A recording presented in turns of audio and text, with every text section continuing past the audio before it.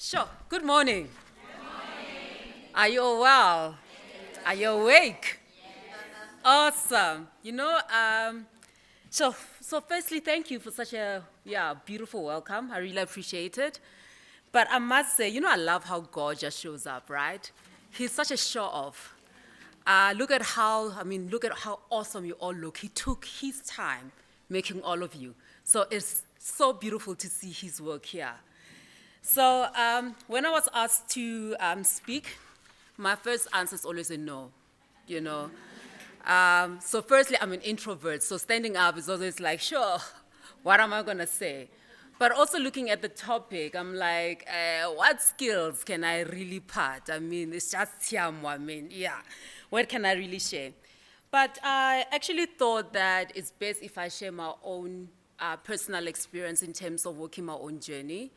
I guess that's the best way to share what I've got. It's really my own personal journey that I'm going to be sharing. It's not really the Bible, but it's my own journey. So, thinking about when I was asked, I was like, I really don't want to do this, right? But my mother always said, cowards die many times before their actual death. It took me Googling this, as well as years of growing up, to actually realize that she was quoting Julius Caesar. I don't know why she was quoting Julius Caesar, but hey, it's one of those things.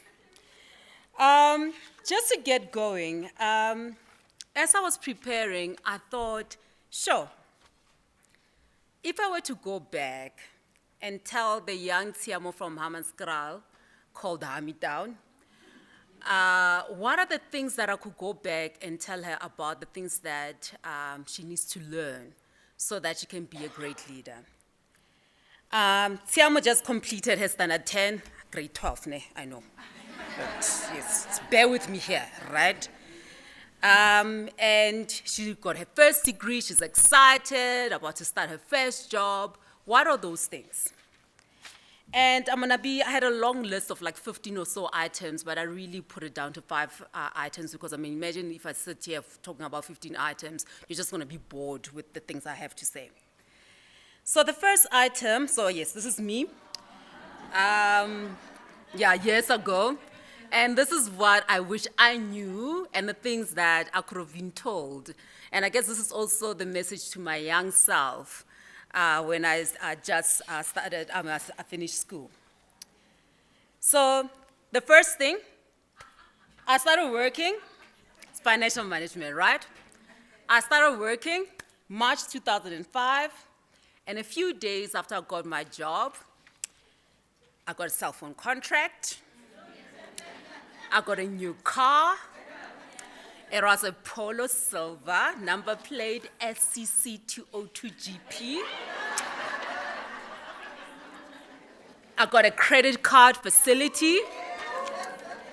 I increased my Truworths credit card limit. I increased my Edgar's credit card limit. I started paying back my student loan. I moved out of home because now I had freedom and I started paying rent. So I look good, but I was broke.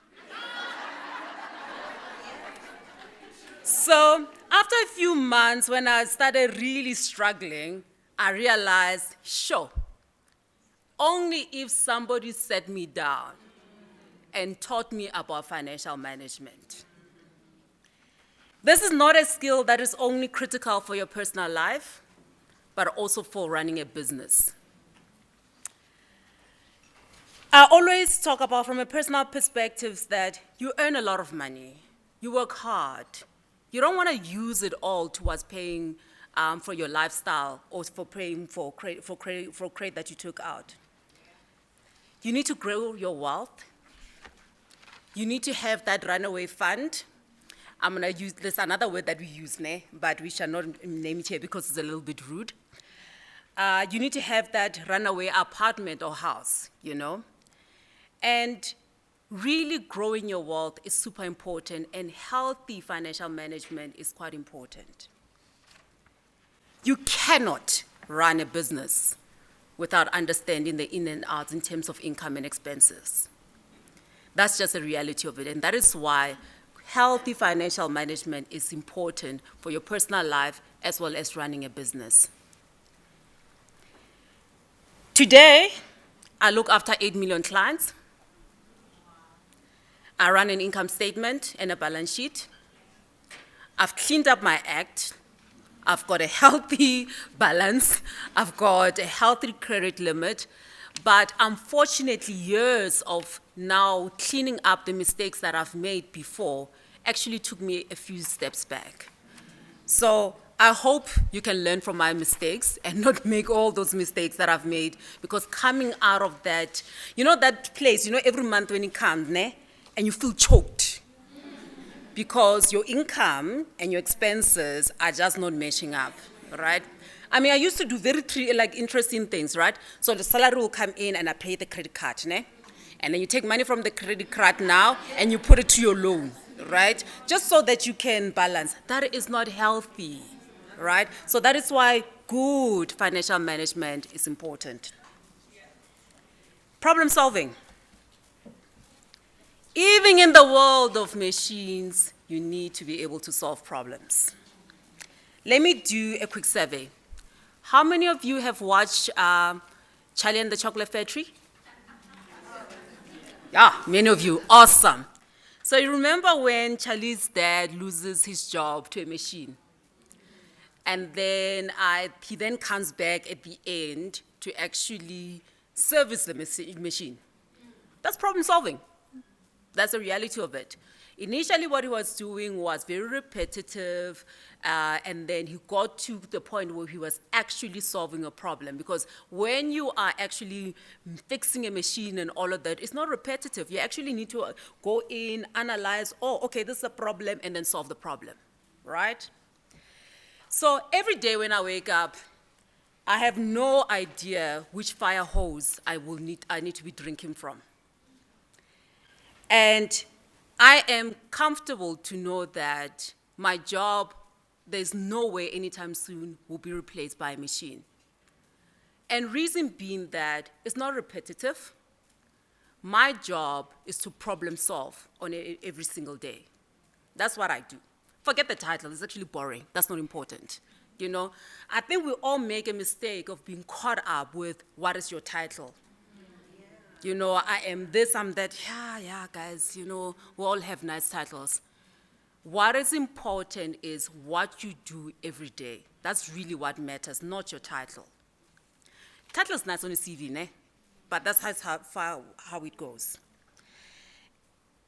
I continue to learn a lot of problems. I continue to teach myself quite a lot of things.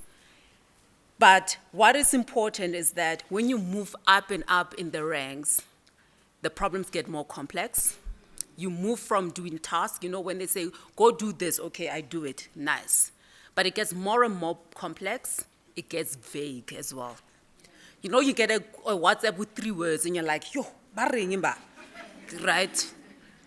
But then you need to be able to know, how do I fit in and all the empty words and actually solve what I'm being asked to do? That is proper problem solving. We all need to develop that muscle. If you're doing a repetitive task, sure, good luck. I'll leave it there. Personal branding. Here's the reality. At some point in your career, you will be called a B word. You will be called angry. You will be called, and if you're black, angry and black. You're going to be called weak or aggressive. That is just the reality of being a woman. I actually said, hi guys, are you that creative? Is that as far you can go? It's whatever. But that is, you can't control that. It's fine. It actually, you know what? When you're told all those words, it simply says you've made it. So embrace it, right? I cannot tell you so many times I've been called one of these words. It doesn't get more than that creative. You don't have control over that. What you do have control over, though, is the brand that you put out there about yourself. And you need to be able to learn how to create the brand that you yourself want to represent. So when you submit a piece of work, be it a presentation or written word or whatever it is, that is full of spelling errors and mistakes, that is the brand that you're saying you're comfortable with. The way you dress and show up, that is the brand that you say is associated with you. Who you hang around with. Mom Judy spoke about that earlier. That is the brand, yet again, that you decide to that you're putting forward. Over time, you choose the brand that you want. You choose the way you want to represent yourself. But you also have an opportunity to rebrand at any point in time. I've rebranded myself a number of times. I'm an introvert, but I've managed to rebrand myself from an introvert. I mean, the word I remember that was used for me was I'm aloof. To extroverted, to at times I think a bit too loud. I've recently also rebranded myself to a more youthful person. Reason being that I'm a head of youth, so I need to be able to look like, or at least closely represent, the people that I serve. So I ask that you do something. What is the word that people use about you when you're not in the room? Is that the brand that you see yourself as? We'll leave it there. Learning, unlearning, and relearning. In 2015, I woke up and I was told that the job that I had no longer existed. I had to change roles overnight. And it's not really the result of my own choice. You know how you want to choose your job? I did not have that opportunity at that time to choose my job. I was told that it no longer exists and I need to take something else. I had a decision to make to either fight or die, but we all know dying is not an option. That meant I had to unlearn what I knew at that point in time and relearn new things. Looking back, I actually appreciate the opportunity because it meant that I learned new skills. So when you leave varsity, you kind of have what we call an I shape, which is you're an expert in one area. And over time, hopefully, and this is really by choice, you can then say, I've got deep skills in one area, but I'm knowledgeable in multiple areas. And where it gets exciting is when you get into an M-shaped, where you're actually an expert in multiple areas and knowledgeable in a couple of areas. This means you can walk into a lot of other jobs and other areas and really show up which is way better than having an I shape. So I love watching Grey's Anatomy. I claim I'm a doctor based on watching Grey's Anatomy, but don't quote me on that. My favorite characters are Dr. Bailey and Derek Shepherd. You know Derek Shepherd with his hair was, yeah. So, but Derek Shepherd, he's a brain surgeon. And we should think about it, he's a doctor and a brain surgeon, which means he's got a T skill. That's the way you need to look at it, right? Dr. Bailey is similar. She's a general surgeon. I mean, she can't operate in the brain, but also T skilled. So the way you need to think about an M skill is really putting Dr. Bailey as well as Derek Shepherd together. And that's really the power. So think about your own jobs, you know. As I said, well, my CV says this. I'm actually a developer by training. But today, I run a business, and I don't remember the last time I actually coded any system. But I have a trick that I pull. You know, when I talk to developers, then they talk all these technical things, and I'm like, and it can't be done. I'm like, let me see your code. They get thrown off on some, hey, what's going on here? This woman who runs a business suddenly is a T skills. That's really where it comes from. So please, art of storytelling. So when I grew up, I had this aunt called Maniflora. During family events, you know, one of those aunts you all like get around with, right? And we would get into my grandmother's house, and you know, when the room is quiet, it's full of kids, but you're all quiet, right? And you're all, you know, some are on the floor, some are on the bed, and you're all sitting there looking at this woman, and she's telling you stories, and it's all silent, except once in a while, you hear this laughter that just like goes off in the room. And then you think about that in your own world, that cousin or parent or aunt or uncle that actually can tell stories for days. You know, we all have that one person, you know. They do add a little bit of spice, you know, as they go through, right? But that's okay. You take that and you think about that one colleague in the boardroom who's got the bosses eating here. You know, you're like, hey, what is happening here, right? There is one common thing that my Aunt Flora and that colleague in the boardroom have. It's the art of storytelling. And it's really about how you deliver your story, how you deliver your presentations, even your data or even finances that are hard to present. When you really want people to really sell, or you want to sell that story, you need to learn the art of storytelling. I mean, think about it. This is what I just did with you guys, right? So I've been working for 18 years now. I've done some really epic things. I really made some bad mistakes as well.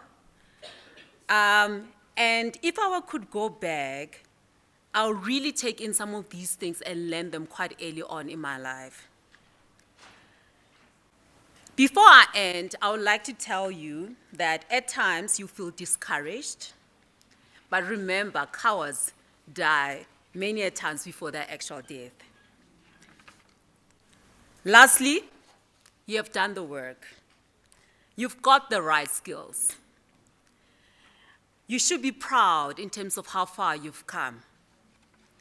I ask and really hope that you may be free of fear, shame, and self-doubt. I'm gonna leave you with you guys with, I'm gonna play 2 minutes of a video. I ask that you just sit back and listen to it. And all I can say is Happy Women's Month, and thank you.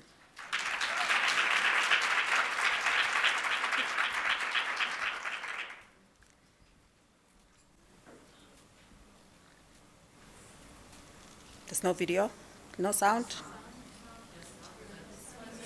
Your sound is off. Is it? Nope.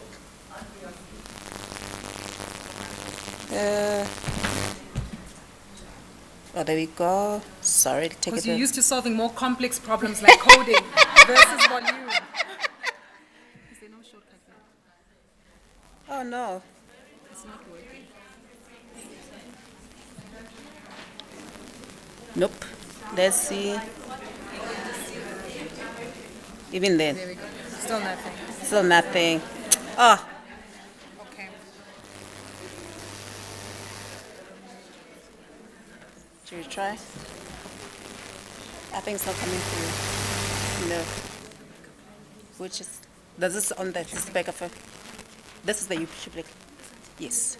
Nope. Oh well, it's fine. Okay. We can I'll always tell you share what. it, yes. In the meantime, because that is something that we can always come back to, right? And of course, play as soon as we get back from the tea break. We do want to squeeze in a few questions because, Tshiamo, you've shared some lessons that, hey, Oh, there made you us go. reflect on our lives, right? And many understand where they came from. Let's save the video for when we come back from the break. I think it will be easier. We'll take questions now just to make sure we can also manage time. 3 questions from the floor. I think a lot of relatable content and also encouraging to see how you've taken authenticity in terms of your journey and your story and owned it along the way. Your hand has been noted. Your hand, ooh, there are a lot more, and one more. So let's see how many we can get through. Please keep it short and concise. Maybe we'll do 2 rounds here. 1 question at a time or? One question at a time, please. Okay. Yeah. Stand at 10.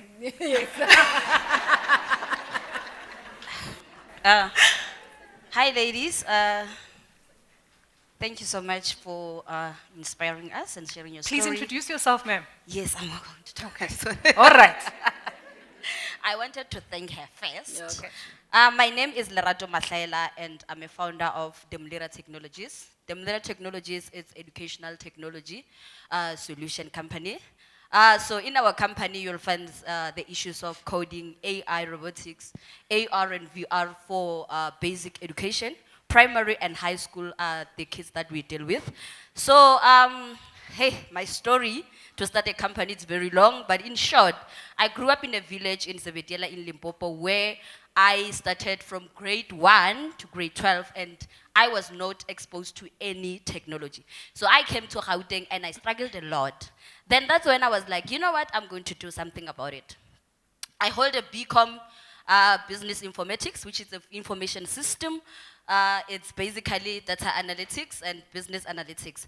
So after I graduated, I did an internship with Bitverse, but I was so bored. I'm like, okay, I'm gonna leave this space. So I did a research, and I came to understand that there is actually a huge gap between the kids, and especially in public schools, and technology. So I said, while we're still waiting for government to come up with those things, I am going to try and bridge that gap. So I'm going to stop there. So my question is, you're speaking about financial management, financial skills, and you know, with the kids that I deal with, I know that there is not much of that. So if you give them 10 rand, they will just go and buy sweets, all of it, and something like that. So I want to know if you have any programs that teaches the kids from basic education about the financial skills, financial management, so that they grow up understanding. Yeah. So they grow up understanding the whole financial system and financial skills. By the time they're in grade 12, then they can do better. They don't do the same mistakes that Got they you. did. So I did the same mistakes, find myself buying a car. You know, in terms of you move to mid-rent. So Lerato, stop exposing people. But we get it. Financial literacy programs in order to assist people to fast track. Got you. Thank you so much. Sure. Thanks, Lerato. So one thing that I still find very frustrating, right? So as much as we don't have apartheid anymore and all of that, what you're seeing is a huge separation between those who have and those that don't have, from a schooling perspective. So what I've seen come out from private schools as an example is that kids from already grade 1 and all of that, they're actually there's a classroom. So it's actually called, I forgot the name now, but it's actually almost like a Monopoly game that they go through, which is all about financial education, right? They're taught to talk about tax, interest rates, and all of that. But when you go into more of the schools where, like kind of the poorer schools, that doesn't happen. So what we started doing, I can only talk about from a banking perspective, is putting together programs that actually we take, this funded by the various banks, we take into various schools to actually start talking about financial education so that people really understand the bare minimum around that 10 rand that I've got, what can you really buy? I still think there's still a lot more to be done so that firstly we find that balance, because I'm really against these two worlds that we're starting to see come out quite a lot. But I think there's still a lot more that can be done in terms of bridging that gap. Got you. The microphone was positioned with the. Go ahead. It should be on. Hi. Hello? Yes. Oh, There we there go. it is. Hi, Tshiamo. Thank you so much for your story. My name is Nompumelelo. I also work in financial services and corporate. So a lot of the stories you were telling were resonating quite a lot with me. So thank you for sharing. And when you were going through all the different labels we get as women in the workplace, I think you forgot to say entitled. Yeah, every time you go into a salary negotiation and you're trying to be paid at parity with your male counterparts, it then becomes a conversation about, yeah, but you're still young, but you still need to prove yourself, and you still need to. So I thought, okay, that was a funny one.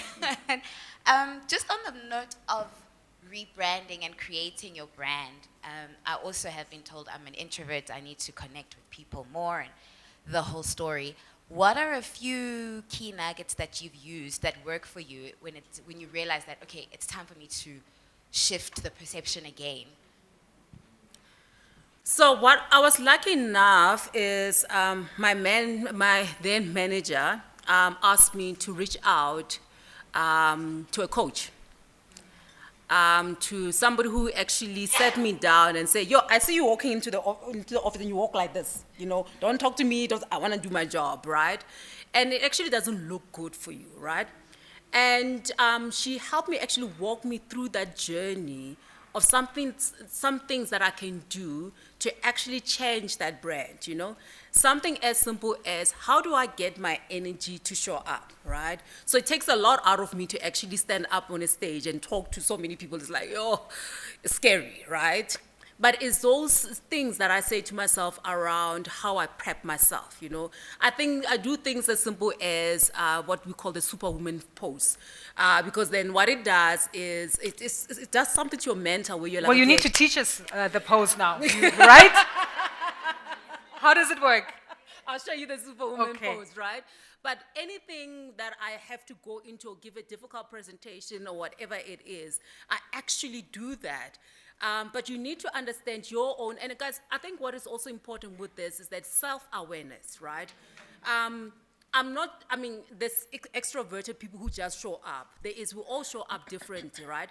And that is why you've got so many Enneagram types and so many people. We're all different. But being self-aware is a start, because then you're able to say, okay, what are then those things that I need?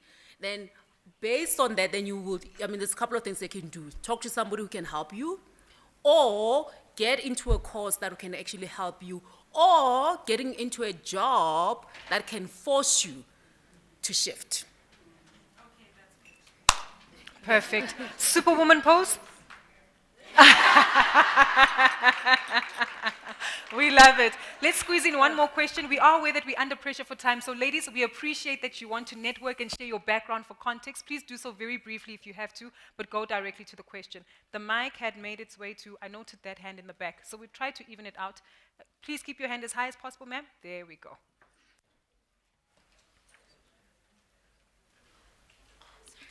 Perfect. Hi, everybody. My name's Havana Chetty. I am part of Standard Bank as a graduate. Congratulations. So it's been a very exciting year. It's not yet complete. I'm about halfway through. I'm at Standard Bank Mobile, so I actually do work on your floor and see a lot of your team. So yeah, thank you for your speech, and I did actually hear you speak earlier this week, and something that really stuck out to me was how you spoke about having a good community of women around you and people around you.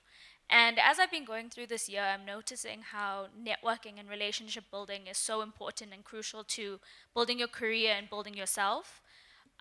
So my question is, what advice do you have on picking and selecting that community around you?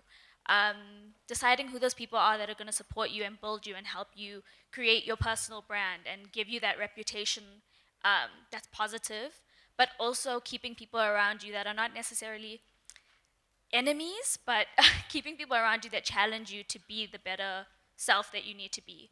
Yeah. Thank you for that, and thanks that all the grads could be here. It's very exciting. So the first one that I'm going to say is a little bit rude, but I don't surround myself with idiots. That's the first thing, right? The women that I choose to surround myself with, it means I must be able to learn from. They need to call me out. You know, I'm not looking for friends or people that are going to say, yay, even though I'm doing nonsense. You know, it's important that people call me out and that I learn from them. But also in terms of how I see myself in the brand, they must be aligned to my brand or it does not make sense. The other thing is that if people are emotional, there's people that are emotional texting, where you walk and you're like, yo, I can't, right? Mm-hmm. Every time it's me, the world is falling apart. Yo, I don't do that. You know, some people can deal it, but I do not have that emotional capacity to deal that. So when I choose people to surround myself with, those 4 things are super important to me. So when it comes to your own, you need to be able to say, what do I stand for? Where am I going? From an emotional perspective, what can I deal or not? 100%. Some solid points that you've shared for us. I think before you go, give us that. This. one last time. Is it Let's sorted try. at the back? Audio levels are fine? Are we good? We'll play it after the tea break, just to make sure that it's a Okay, nice go after. reminder when we do come Okay. back. But before we let you go, thank you so much for your time, Tshiamo. Sure. Really appreciate it. And the innovation, the innovative role that you play at Standard Bank, of course, making sure that we all have the necessary services that are offered to us. On behalf of Winosa, thank you so much. Really appreciate it. Onwards and upwards in your superwoman role. There we go. Another round of applause, please, for our superwoman today.